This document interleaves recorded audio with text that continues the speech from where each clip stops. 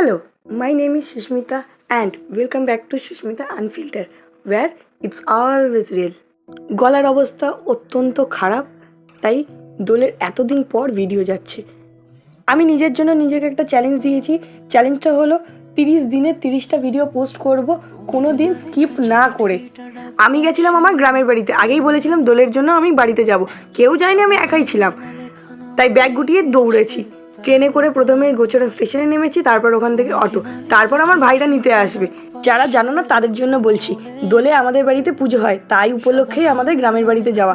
অনেক দিন পর গ্রামের বাড়ি এসেছে, এই যে আমার ভাই নিতে এসেছে, আরও অনেকজন ছিল, তারা ওখানেই ছিল, পরে আসবে বলে।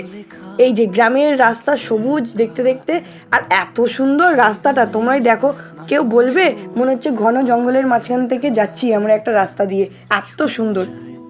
হোলিতে কি কি করলাম সেটা দেখতে হলে চ্যানেলটাকে সাবস্ক্রাইব এক্ষুনি করতে হবে, আর আমার সাথে এই 30 ডেজ চ্যালেঞ্জে জুড়তে এক্ষুনি সাবস্ক্রাইব করে দাও। তার সাথে সাথে লাইক, শেয়ার অ্যান্ড কমেন্ট, কারণ উইচ ইজ অ্যাবসলিউটলি ফ্রি।